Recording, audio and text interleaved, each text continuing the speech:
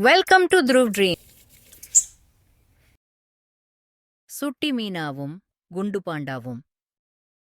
ஒரு அழகான கிராமத்தில் மீனா என்ற சுட்டிப் பெண் வாழ்ந்து வந்தாள். அவளுக்கு இயற்கையோடு விளையாடி மகிழ்வது மிகவும் பிடிக்கும். ஒரு அதிகாலையில் மீனா தனது தோட்டத்தில் செடிகளை பராமரித்துக் கொண்டிருந்தாள். அப்போது அருகிலிருந்து ஒரு சத்தம் கேட்டது. அவள் அங்கு சென்று பார்த்தபோது ஒரு குட்டி கரடி காயத்துடன் கதறிக் கொண்டிருந்தது. கரடியின் காலில் காயமாக இருந்தது. மீனா அதை மெதுவாக தூக்கிக் கொண்டு வீட்டிற்குள் அழைத்து வந்தாள். கரடியின் காயத்திற்கு மருந்து பூசி அதற்கு பழங்களும் பாலும் கொடுத்தாள். சிறிது நேரத்தில் கரடி சுறுசுறுப்பாக மாறியது. "நீ எனது புதிய நண்பன். உனக்கு நான் டெடி என்று பெயர் வைக்கிறேன்" என்று மீனா கூறினாள்.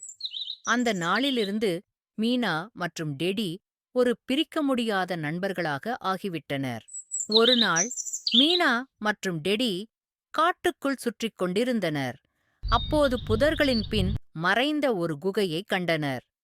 "டெடி, இதோ பாரு, இந்த இடம் ரகசியமாகத் தோன்றுகிறது" என்று மீனா மகிழ்ச்சியுடன் சொன்னாள்.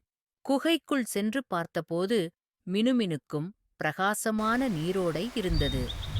"வாவ், இது நம்முடைய ரகசிய இடமாக இருக்கட்டும்" என்று மீனா சொன்னாள். அதற்குள் டெடி நீரில் இறங்கி விளையாடினான். டெடி உற்சாகமாக நீரில் விளையாடிக் கொண்டிருந்ததைப் பார்த்த மீனா தானும் தண்ணீரில் குதித்து விளையாடத் தொடங்கினாள். அதே சமயம் அந்த குகையில் பல காலங்களாக வசித்து வந்த பாண்டா தனது வேலைகளை முடித்துவிட்டு குகைக்குத் திரும்பினான். குகைக்குள் வந்த பாண்டாவிற்கு மீனாவையும் டெடியையும் பார்த்து அதிர்ச்சியாக இருந்தது. "யார் நீங்கள்?" என்று பாண்டா கோபமாகக் கேட்டது. மீனா தைரியமாக, "மன்னிக்கவும் பாண்டா ப்ரோ, குகை அழகாக இருந்ததால் பார்த்துவிட்டு செல்லலாம் என்று வந்தோம்" என்றாள். ஆனால் பாண்டா, "இந்த குகை எனக்கு சொந்தமானது, யாருடனும் பகிர்வதில்லை, உடனே வெளியே போங்க" என்று கூறினான். மீனா மற்றும் டெடி குகையிலிருந்து மெல்ல வெளியே வந்து சோகமாக அதன் முன் அமர்ந்தனர். பின்னர் ஒருவரையொருவர் ஆறுதல் கூறி வீட்டிற்குத் திரும்பினர்.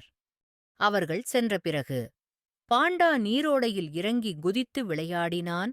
அடுத்த நாள் காலை மீனா மற்றும் டெடி பாண்டாவுக்கு நன்றி சொல்ல முடிவு செய்தனர். அவர்கள் ஒரு பை நிறைய பழங்களைக் கொண்டு சென்று, "தேங்க்யூ பாண்டா ப்ரோ" என்றார்கள். பாண்டா அதைப் பார்த்து வியப்புடன், "நான் உங்களை விரட்டிய பிறகும் நீங்கள் எனக்கு நன்றி சொல்ல வருகிறீர்கள், ஏன்?" என்று கேட்டது. மீனா மெதுவாக சொன்னாள், "இந்த அழகான இடம் எங்களை மிகவும் மகிழ்ச்சி அடையச் செய்தது. அதற்காக நன்றி சொல்ல நினைத்தோம்." பாண்டா மனம் மாறியது. "நான் சுயநலமாக நடந்து கொண்டேன். இனி இந்த குகை நமக்கான இடமாக இருக்கட்டும்" என்றான் பாண்டா. அன்று முதல் குகையில் மீனா, டெடி மற்றும் பாண்டா மகிழ்ச்சியுடன் விளையாடினார்.